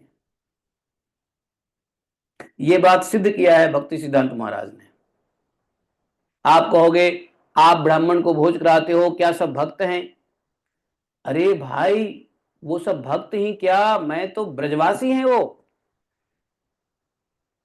भक्त शिरोमणि है, ब्रजवासी, ब्रजवासी तो भक्त शिरोमणि है भगवान है? तो इसलिए यहाँ ब्राह्मणों का भोजन होता है। हालांकि मैं कोशिश करता हूं कि ब्राह्मणों में वो ब्राह्मण सिलेक्ट करूं जो वैष्णव भी हैं। तो कुछ तो होते हैं, कुछ नहीं भी होते, कुछ अगर नहीं भी होते हैं तो ब्रजवासी हैं भाई, धामवासी है, राधा कुंडवासी है। लेकिन यदि मैं मथुरा वृंदावन से बाहर अगर मुझे ब्राह्मण भोज कराना होगा, तो मैं देखूंगा कि ब्राह्मण उसी को खिलाऊंगा जो भगवान की भक्ति कर रहा हो। भगवान की भक्ति नहीं कर रहा होगा तो उसके बदले कोई शूद्र हो जो भगवान का भक्ति कर रहा हो, तो वो खिलाने से ज्यादा अच्छा है। समझ गए बात को? ये वैष्णव और ब्राह्मण की मैंने कुछ लर्निंग्स आपको बताया, समझ लीजिए। इसलिए ब्राह्मण जो इस बात को सुने, अपने को ब्राह्मण कहलाने लायक बनाना चाहते हो, तो भगवान की भक्ति स्वीकार करो और वैष्णव कम ब्राह्मण बन जाओ, या ब्राह्मण कम वैष्णव बन जाओ। कम समझते हो? कम मतलब थोड़ा नहीं, CUM कम। है। तो ब्राह्मण कम वैष्णव का मतलब ये हो सकता है कि ब्राह्मण कम बनो वैष्णव अधिक बनो, अच्छी बात है। ब्राह्मण कम वैष्णव अधिक। है डॉक्टर आशीष, तुम तो जोशी हो, ब्राह्मण शरीर है, सभी ब्राह्मण को बोल दो है। इसलिए वैष्णव धर्म का पालन करना है। वैष्णव धर्म के पालन में ब्राह्मण के सारे धर्म का पालन हो जाते हैं, लेकिन ब्राह्मण का पालन करने जाओगे तो वैष्णव धर्म का पालन नहीं होता है। समझे कि नहीं समझे? समझ गए। तो धर्मे नहीं ना पशु भी समाना, यही कहा कि भाई भागवत धर्म परम शुद्ध अत्यंत गोपनीय है, उसे जानना बहुत कठिन है। जो उसे जान लेता है वह भगवत स्वरूप को प्राप्त हो जाता है। जो भागवत धर्म जान लेगा वो भगवत स्वरूप को प्राप्त हो जाता है। दूतों, अच्छा, तो बोले कि भागवत धर्म गोपनीय क्यों? वाई भागवत धर्म सीक्रेट, क्यों गोपनीय है भागवत धर्म? तो इसलिए गोपनीय है कि भगवत स्वरूप हो जाता है। भागवत धर्म को जानने वाला भगवत स्वरूप हो जाता है। अब जिसको भगवत स्वरूप नहीं होना है उसके लिए तो सीक्रेट ही रखना पड़ेगा ना, है? कोई चीज आपको किसी को देनी नहीं है तो उसको छुपा के रखना पड़ेगा ना। है कि नहीं? जो चीज सबकी देने वाली है सब मत छुपाओ, लेकिन जो चीज सबको नहीं दे सकते उसको छुपाना पड़ेगा। क्यों? तो इसलिए बोले भागवत धर्म शुद्ध है, अत्यंत गोपनीय है, इसको जानना बहुत ही कठिन है। जो जान लेता है भगवत स्वरूप को प्राप्त हो जाता है। दूतों, भागवत धर्म का रहस्य सिर्फ हम 12 लोग ही जानते हैं। समझे? भागवत धर्म का रहस्य कौन कौन जानता है? बोले हम सिर्फ 12 लोग जानते हैं। हाँ, और कौन है 12 लोग? नारायण। तो वो 12 लोग हैं स्वयंभू नारद कुमार, हाँ सॉरी, स्वयंभू नारद शंभु, स्वयंभू नारद शंभु कुमार कपिलो मनु, प्रहलादो जनको भीष्मो बलि वैयास कई वयम। तो ये 12 लोग हैं जो सिर्फ भगवान की भक्ति को जानते हैं, भागवत धर्म को जानते हैं। ये 12 लोग जानते हैं। कौन? स्वयंभू। स्वयंभू किसको कहा गया है? स्वयंभू कौन है? ब्रह्मा जी। ब्रह्मा जी। स्वयंभू नारद शंभु, तो स्वयंभू ब्रह्मा जी, नारद जी, शंभु मतलब शिव जी, कुमार 4 कुमार, कपिलो मनु, कपिल देव, मनु, समझे? और कौन? मनु में कौन मनु? अभी के जो मनु हैं, अभी कौन से मनु हैं? स्वयंभू मनु। हाँ, स्वयंभू मनु। वैसे मनु जितने भी कल्प होते हैं, हर कल्प में अलग अलग मनु होते हैं, हर मनवंतर में अलग मनु होते हैं। तो अभी के मनु हैं स्वयंभू मनु, लेकिन बाद में जो भी मनु होंगे वो भी भागवत धर्म को जानेंगे। तो इसलिए स्वयंभू नारदो शंभो कुमारो कपिलो मनु, प्रहलाद जनक भीष्म पितामह, प्रहलाद जनक भीष्म पितामह, बलि सुखदेव जी और मैं। देखो इस श्लोक में यमराज का नाम नहीं है। क्यों? क्योंकि यमराज ने अपने लिए क्या बोला है? वयम। ये हम लोग अर्थात मैं, हमारे साथ साथ ये 11 लोग भी जानते हैं। तो हमारे साथ साथ 11 लोग जानते हैं तो कितने हो गए? 12 हो गए ना। तो ये 12 लोग ही भागवत धर्म को जानते हैं। इसलिए ये 12 लोग जो बोले ना, कान खोल के, आंख खोल के, दिमाग खोल के, दिमाग के ढक्कन खोल के हमको सुनना चाहिए। जब भी ब्रह्मा जी कहते हैं ब्रह्मा उवाच, जब कभी नारद उवाच, जब कभी शंभो उवाच, शंकर उवाच, तो ध्यान कान खोल के सुन लो। सनत कुमार जब कह रहे हैं तो कान खोल के सुन लो। कपिल देव जी का उपदेश कान खोल के सुनो। मनु जी ने कहा है उसको भी कान खोल के सुन लो।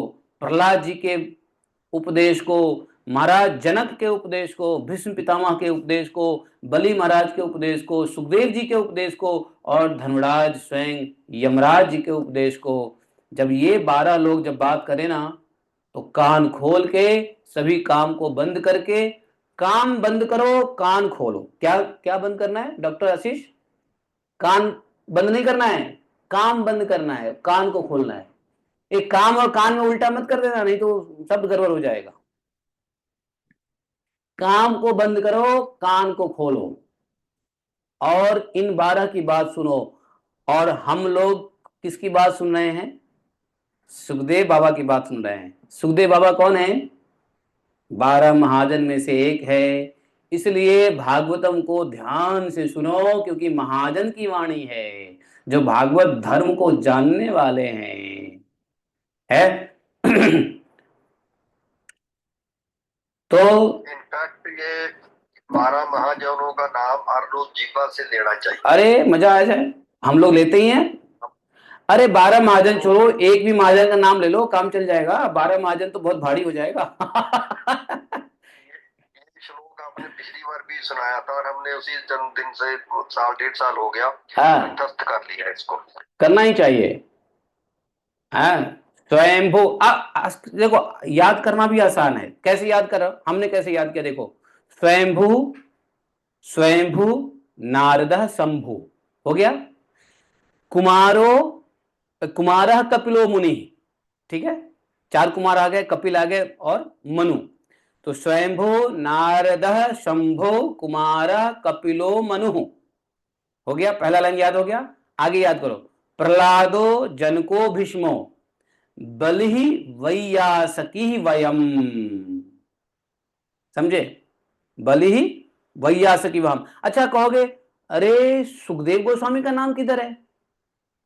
तो सुखदेव गोस्वामी का नाम किधर है इस श्लोक में? सुखदेव, हाँ, व्यास के पुत्र को बोले। यस, वैयासकी।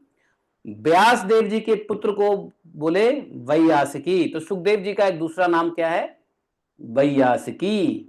इसलिए श्लोक बिल्कुल आसान श्लोक है, याद करना कोई मुश्किल नहीं है, रटने की आवश्यकता नहीं है, आप इसको समझ के करो। स्वयंभू, नारदो, नारदः, शंभु, कुमार, कपिलो, मनु, प्रहलादो, जनको, भीष्मो, बलि, वैयासकी, वयम।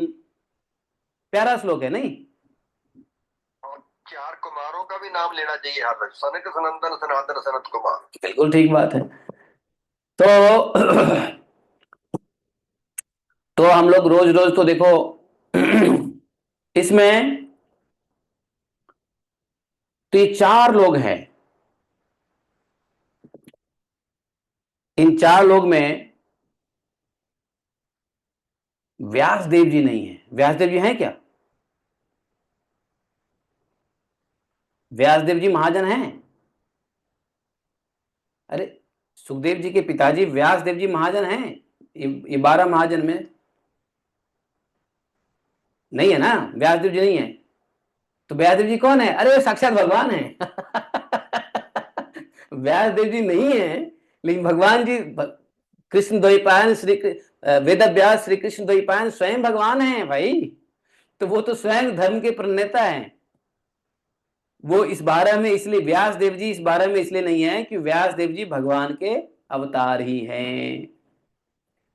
समझे? तो भगवान के कोई भी अवतार हैं तो भगवान तो स्वयं है ना फिर। अब कहेंगे इस 12 में तो नरसिंहदेव नहीं है। अरे भैया, नरसिंहदेव स्वयं भगवान है। है कि नहीं? तो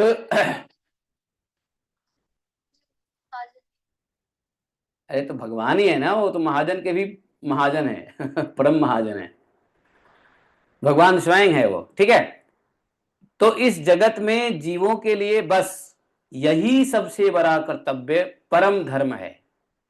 देखो, ये एक तो सुखदेव जी कह रहे हैं किसकी बात? यमराज जी की बात। तो सुखदेव जी कह रहे हैं, हाँ, सुत गोस्वामी महाजन नहीं हैं, लेकिन उन्होंने महाजन के मुंह से सुन करके सबको सुना रहे हैं। कहां पर? नैमिषारण्य में। ये कथा कौन सुनाया? सुत जी ने नैमिषारण्य के साधुओं को सुनाया, जो उन्होंने सुखदेव जी के मुंह से सुना।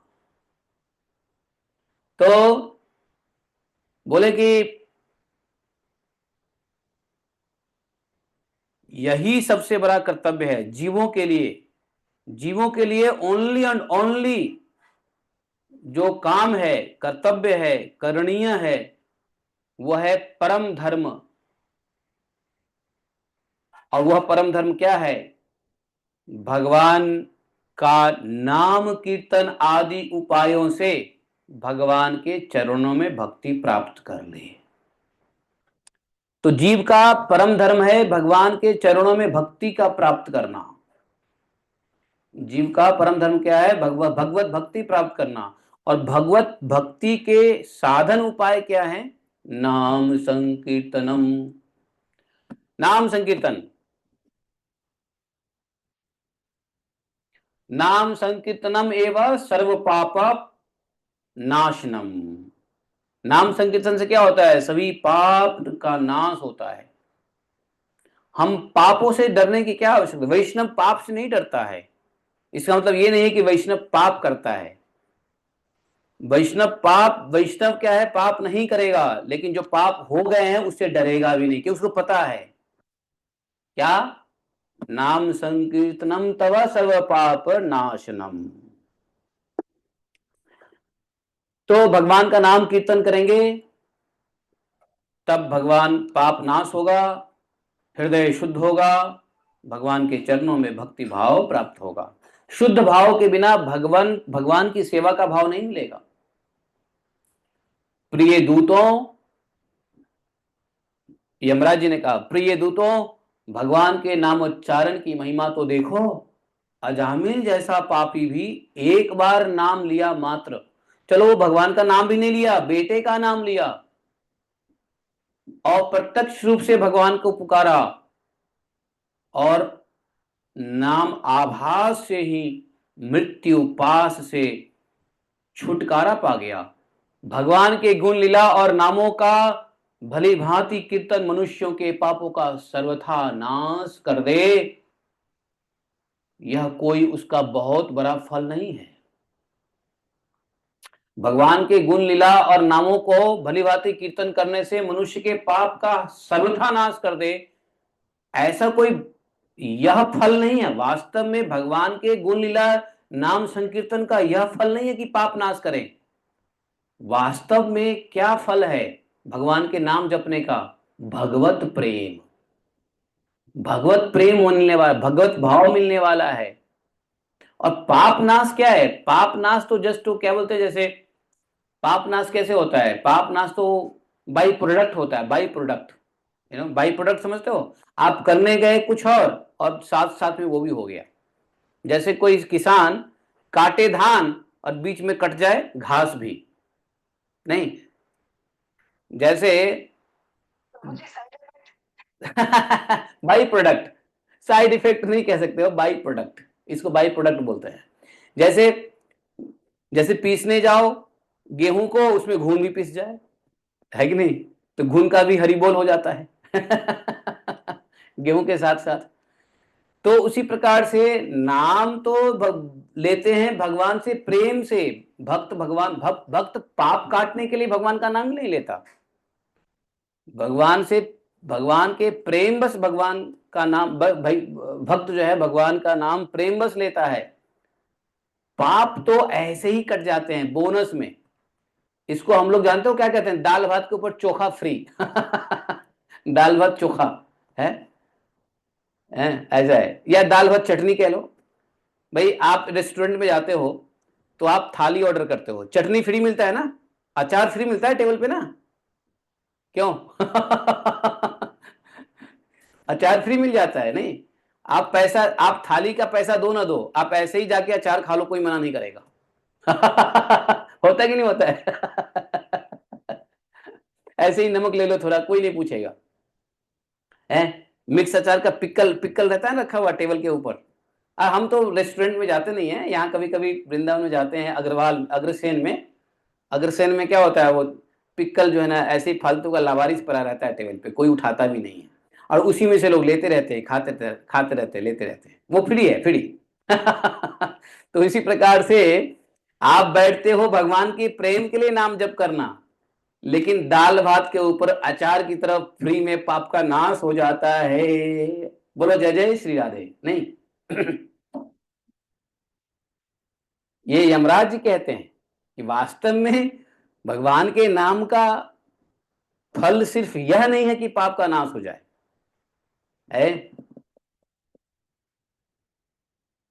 क्योंकि अत्यंत पापी अजामिल ने मरने के समय चंचल चित्त से अपने पुत्र का नाम नारायण उच्चारण किया था। इस नाम आभास मात्र से उसके सारे पाप तो छीन हो ही गए, मुक्ति की भी प्राप्ति हो गई। पाप तो नष्ट हुआ सो हुआ, मुक्ति भी मिली ना, है? मुक्ति किससे मिली बताओ? मुक्ति का क्या अर्थ है? अजामिल को मुक्ति कैसे मिली?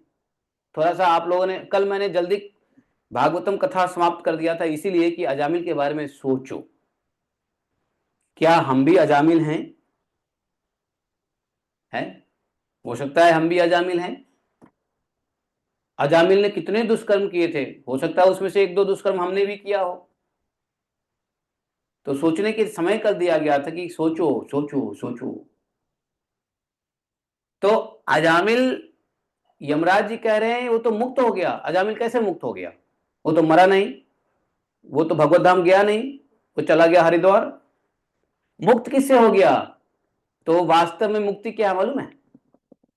वास्तव में मुक्ति वह है जब व्यक्ति अनर्थ कर्मों को छोड़ देता है। जब शरीर से अनर्थ कर्म नहीं होगा तो उसको मुक्ति समझो। कहते ना ये भगवान का नाम लो मुक्ति मिलेगी।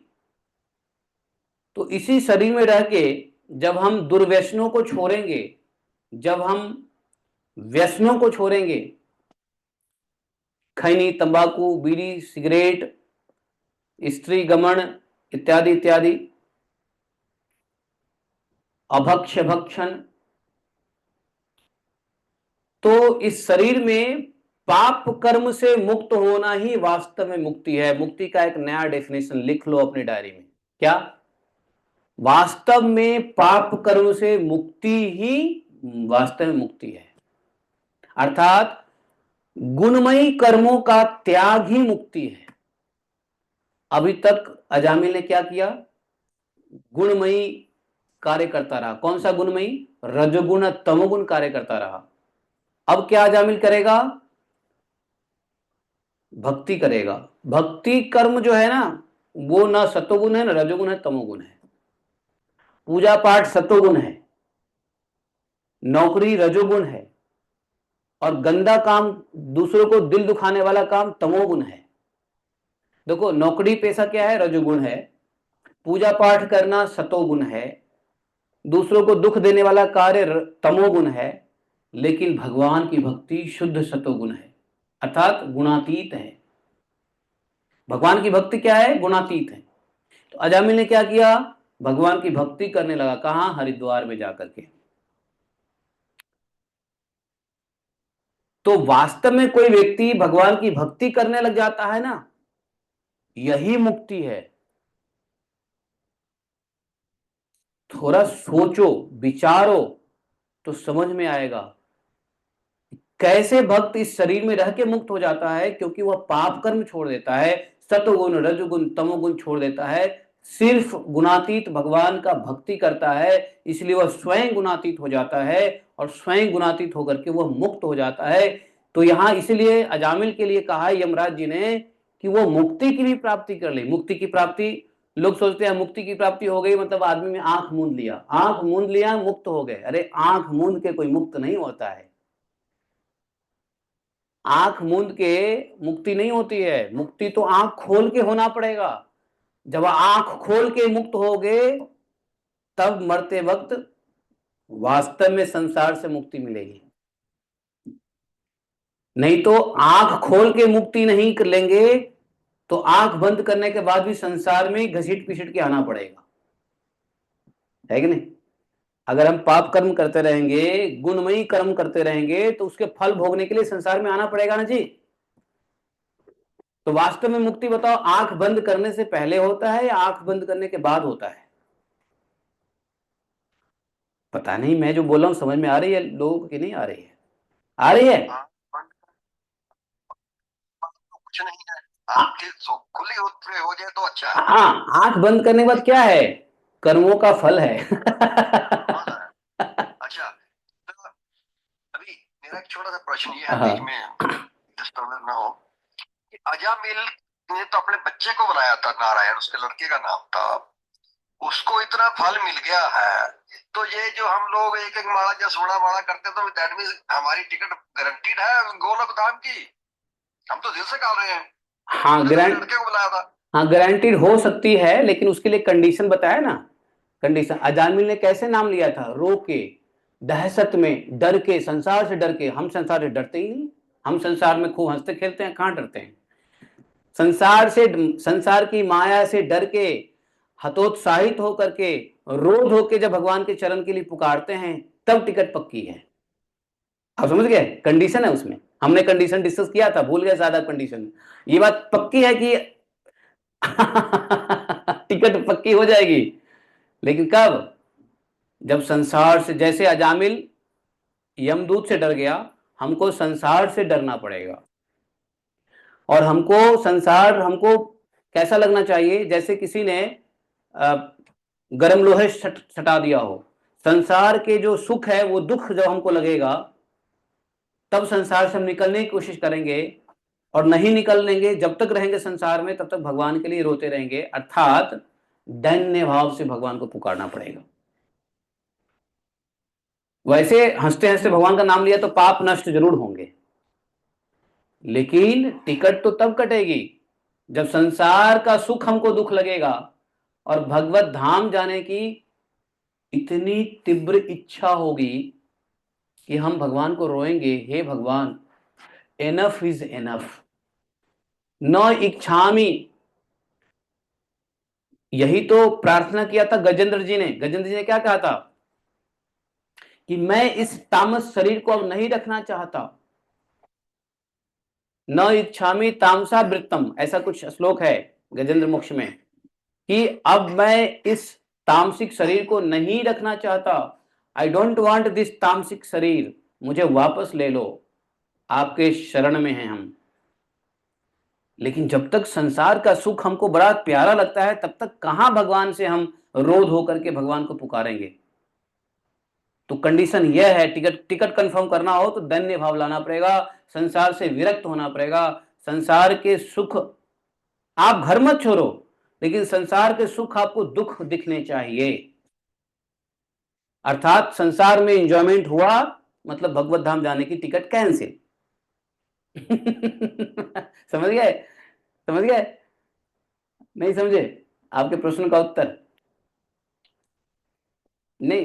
नहीं ठीक है, वो बात आपकी ठीक है, मगर कंडीशन है। अजामिल जैसा जो खुद ही आप कह रहे उसके कर्म इतने अच्छे नहीं थे, एक भगवान का भी नाम नहीं लिया उसने, तो अपने लड़के का नाम लिया, उसको वही फल मिल गया। मेरे को समझ में नहीं आ रहा ये।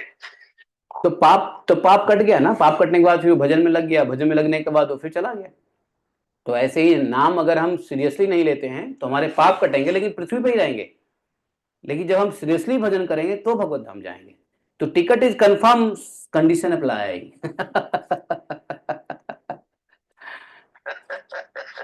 चलो ठीक है जी, ठीक है महाराज। नहीं, अभी भी नहीं समझे? अभी भी आपको डाउट है? आपने पिछली बार 3 चीज बताया था, मैंने तो वो उसको कंठस्थ कर लेता हूँ उसको। अच्छा। नामे रुचि, जीवे दया और वैष्णव सेवा, बस। हाँ चैतन्य चरितमृत से आपने बताया था लास्ट ईयर। हाँ, तो नाम में रुचि कैसा? संसार में रुचि छोड़ के भगवान के नाम में रुचि। अभी तो हमारी स्थिति यह है कि हम संसार में रुचि लेते हैं 22 घंटे, और 2 घंटे नाम में रुचि लेते हैं। रुचि कहाँ गई संसार से? तो नाम में रुचि मतलब संसार से नाम रुचि हटा के नाम में रुचि, वो सही कहा। वैष्णव सेवा मतलब कुटिल खल कामी की सेवा छोड़ के, कुटिल कल खामी की सेवा छोड़ करके सिर्फ वैष्णव की सेवा, भगवान की सेवा। अब कहोगे हम कैसे कुटिल की, हम नौकरी करते हैं तो हमारा बॉस भगवान का भक्त है? नहीं है ना। हमारा गवर्नमेंट भगवान का भक्त है? नहीं है ना। हम नौकरी करते हैं तो हमारा बॉस कौन है? कुटिल खलकामी है। तो हम अपना 8 घंटा समय किसको दे रहे हैं? कुटिल खलकामी को। तो वैष्णव सेवा थोड़ी ना हुआ। आप जो कह रहे हो सही कह रहे हो, लेकिन नामे रुचि का अर्थ है संसार में रुचि छोड़ के नाम में रुचि। वैष्णव सेवा का अर्थ है अवैष्णव सेवा, कुटिल खलकामी का सेवा छोड़ के सिर्फ भगवान के भक्त और भगवान की सेवा। यहां तो हमको 10 घंटे नौकरी करनी पड़ रही है। जो हमारा बॉस भगवान का भक्त नहीं है, जिसको हम रिपोर्टिंग करते हैं। क्यों आशीष, आपका बॉस जिसको रिपोर्टिंग करते हैं भगवान का भक्त है? तो फिर तो किसका आप सेवा कर रहे हो? कुटिल खलकामी की सेवा कर रहे हो। तो वैष्णव सेवा किधर हुआ? हाँ, मरीजों की कर रहे हैं भगवान मान के। हाँ, तो मरीज मरीज मरीज के अंदर भगवान मान के कर रहे हो, बट ठीक है, बट देन फिर क्या हुआ? वो गुणमयी सेवा है। मरीज के अंदर भगवान मान के करो, गुणमयी सेवा है। मरीज की सेवा से मुक्ति नहीं है। किसने कहा मरीज की सेवा से? वैष्णव सेवा बोला, मरीज सेवा नहीं बोला। मरीज की सेवा करो, लेकिन उसमें वैष्णव, मरीज को वैष्णव बना दो तो आपका कल्याण हो जाए। सेवा करते करते लोगों को बोलो भजन करने के लिए, सेवा करते करते लोगों को बोलो नाम जप करने के लिए, सेवा करते करते बोलो भाई आओ हम तुमको कथा सुनाएंगे गीता और भागवतम की। तो वो मरीज यदि वैष्णव बन जाए तो आपका वह सेवा वैष्णव सेवा हो गया। आप सेवा करते हो, बदले में पैसा लेते हो और फिर उसको भगवान का नाम नहीं देते हो, क्या फायदा है? वैष्णव सेवा थोड़ी ना होगा वो। फिर और जब उसको आप भगवान वैष्णव बना दिए तो भगवान की सेवा हो गई। एक शिक्षक अपने स्टूडेंट को वैष्णव बना दे, एक डॉक्टर अपने पेशेंट को वैष्णव बना दो, तो किसका कार्य हुआ? भगवान की कार्य हुआ। तो आपका सेवा जो है ना काउंट हो जाएगा वैष्णव सेवा में, भगवत सेवा, वैष्णव सेवा। तो मोहम्मदन आते हैं 99%। मोहम्मदन आते तो क्या हो गया? उसके अंदर भी 2 हाथ 2 पैर वाले आते हैं ना, 4 हाथ वाले तो नहीं आते। वो सुनना पसंद नहीं करते। नहीं सुनना पसंद करते, छोड़ तो मत देखो उसको, बोलो भैया हम मुस्लिमों को नहीं देखेंगे, भगवान का नाम लोगे। पता है मेरे पास जब मैं दुबई गया था तो मेरे पास कुछ मुस्लिम लेडीज आई ट्रीटमेंट के लिए। मैंने अपना पर्चा खोला भी नहीं, मैंने कहा कि मैं आपकी ट्रीटमेंट नहीं कर सकता हूँ, मैं आपको देख भी नहीं सकता हूँ। बोला क्यों, वाई? हमने कहा ये आप लोग इस बात को नहीं मानोगे क्या कि बीमारी ठीक करने के लिए पहले हरे कृष्ण महामंत्र जप करना होता है। तो बोलते मैं तो मुस्लिम हूं, मैं क्यों जप करूंगा? हमने कहा इसलिए आपको मैं इलाज नहीं कर सकता हूं क्योंकि आप मुस्लिम हैं। जो मैं नहीं बोलना चाह रहा हूं, हमारे प्रिस्क्रिप्शन के पैड पे नीचे लिखा रहता है चांट हरे कृष्णा कृष्णा कृष्णा हरे हरे।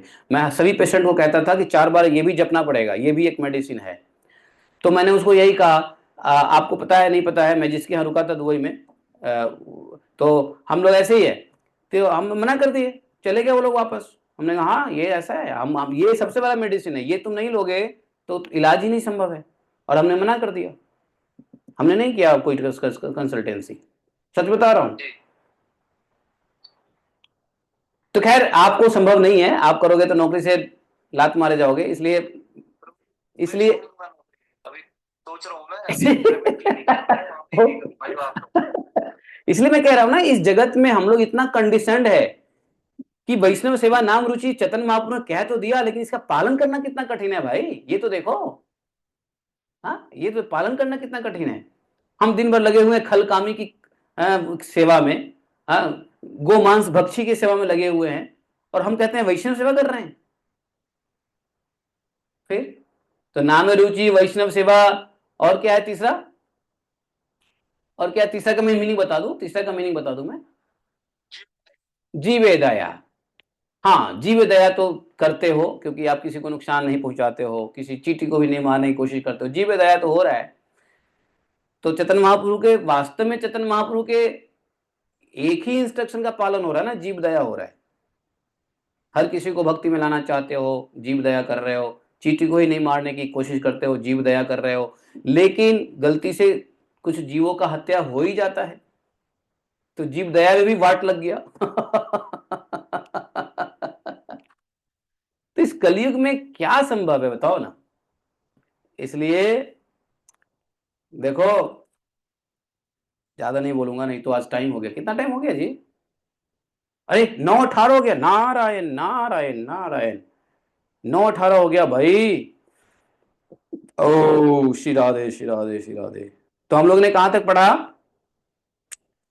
तो बड़े बड़े विद्वान लोग लेकिन ऐसा है, अगर हम जितना कर सके करें, धीरे धीरे धीरे धीरे ये बढ़ेगा, अनुपात बढ़ेगा, इस जन्म में नहीं अगले जन्म में। इसलिए वैष्णव कभी भी, भगवान के ऊपर आश्रित व्यक्ति कभी भी जन्म पुनर्जन्म से नहीं भयभीत होता। भगवान में भरोसा हो तो जन्म से मत डरो। भगवान चाहे 5 जन्म में आपको ले जाए भगवत धाम, आप खुश हो जाओ, नाचने लग जाओ, कम से कम 5 जन्म तो लगेंगे। लोग तो जन्म जन्म तक फंसे रहते हैं। तो इसलिए कभी भी ये नहीं सोचना चाहिए कि भाई बाप रे बाप, तो जन्म हम भगवत धाम नहीं जाएंगे। अरे नहीं जाओगे तो क्या हो गया, प्रोग्रेस तो कर रहे हो, एंड इंच बाय इंच। अभी 2 घंटा वैष्णव सेवा कर रहे हो, कल 10 घंटा करोगे, अगले जन्म में 8 घंटा करोगे, एक जन्म ऐसा मिलेगा 24 घंटा वैष्णव सेवा करोगे। इस जन्म में नहीं तो अगले जन्म में, 2 जन्म लग जाएंगे, क्या फर्क पड़ता है, क्या फर्क पड़ता है। इसलिए भगवान का भजन करते रहो। भगवान के भक्त कभी भी इस बात से नहीं चिंता करते कि कौन सा जन्म मिलेगा, कौन सा शरीर मिलेगा। जो मिलेगा भगवान की इच्छा से मिलेगा, जैसा मिलेगा भगवान की कृपा से मिलेगा। भगवान की कृपा ही, भगवान की इच्छा ही अपनी सेवा है कि नहीं। भगवान को कंडीशन थोड़ी ना दे सकते हो, नहीं भगवान मैं भक्ति कर रहा हूं, देख लो मुझे तो ले ही जाना, इसी जन्म में ले जाना, मैं भक्ति कर रहा हूं, अब मैं 16 माला करने लग गया, इसी जन्म में ले जाना। ऐसा कंडीशन नहीं डाल सकते भगवान को। भक्ति कहाँ होगा फिर, कंडीशन, भक्ति कंडीशन है नहीं।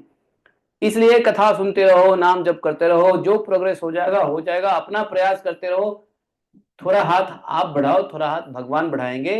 हो सकता है कि इसमें 2-3 जन्म लग भी जाए तो कोई चिंता का विषय नहीं, आनंद लो अभी। लेकिन इतना जान लेना, अभी इस जन्म में जिस पोजीशन में है, अगला जन्म इससे बेहतर पोजीशन में होगा, तो डरने की क्या बात है। घोर कलयुग आ जाए, लेकिन हमको तो अगला जन्म अच्छे ही मिलने वाला है ना। जितना भक्ति अभी कर रहे हैं उससे अधिक भक्ति करने का फैसिलिटी भगवान देंगे ना। तो आपको तो टेंशन है ही नहीं सेकंड जन्म या थर्ड जन्म में। वास्तव में कोई टेंशन नहीं है भक्तों को, वैष्णव को कोई टेंशन नहीं होना चाहिए, चाहे 10 जन्म मिल जाए, क्योंकि हर जन्म भगवान इंप्रूव करके देंगे। तो चाहे कलिकाल कितना भी रिग्रेस होगा, हम तो प्रोग्रेस कर रहे हैं, तो इसलिए भी चिंता नहीं करनी चाहिए। हमारी एक माता जी है, कुछ दिन पहले बड़ी हतोत्साहित हो गई, स्नेहा माता जी है क्या, प्रभु जी ये जन्म बीत गया, अभी ये उम्र बीत गया। कहाँ है माता जी, चली गई क्या? हाँ, सुने बिना तो मैं जाएगी। तो माता जी को एक दिन बड़ी चिंता हो गई, हाँ प्रभु जी इस उम्र में भक्ति मिली है, क्या होगा नहीं होगा। हमने उनको यही बात समझाया था, शांत किया था हमने, क्या हो गया, अरे अब आ गए भक्ति में, ये देखो कितनी कृपा है। चाहे 10 साल 5 साल ही भक्ति में आए, अगला जन्म सुधरने वाला है, मरण सुधरने वाला है। चाहे कली कितना भी खराब हो, लेकिन हमको तो भगवान अच्छा पोजीशन देंगे, बेटर देन दिस। अभी जो अनुकूल वातावरण दिया उससे अधिक अनुकूल वातावरण देंगे भगवान। More favourable conditions we will get to progress in devotional service than what we are doing now. Then what is the चिंता, व्हाट इज द फिकर बाबा। इसलिए भगवान की भक्ति करते रहो, जैसे भी, हाँ कोशिश करो कि I will be doing sincerely, but आपके कोशिश हो सकता है फेल हो जाए, क्यों, क्योंकि आपके कर्म भी तो हैं जो आपको हैंग अप कर रहा है, पुल डाउन कर रहा है, पुल बैक कर रहा है। कोई बात नहीं, स्ट्रगल करो अपने कर्म से, भगवान की भक्ति से, इच्छा रखो, भगवान आपकी इच्छा देखते हैं। भगवान see your desire, he sees your desire. इस जीव की इच्छा क्या है, भोग की या योग की। अगर भगवान देखेंगे भोग की इच्छा है, भगवान आप out of all adversities they will put you in the next birth in a better position to continue the devotional services as per you had desired. Clear है। इसलिए चिंता की विषय कुछ नहीं है। We feel so fortunate that we have you as our शिक्षा गुरु। शिक्षा गुरु चैतन्य महाप्रभु हैं। चेतो दर्पण मार्जनम भव महादवाग्लवापणम। हम लोग यहीं पे रुक जाते हैं आज के लिए। आज बहुत सारी बातें हो गई, इतनी बातें नहीं करनी चाहिए। मैं सोचता हूँ कम बातें करूं, लेकिन ज्यादा बातें कर देता हूँ।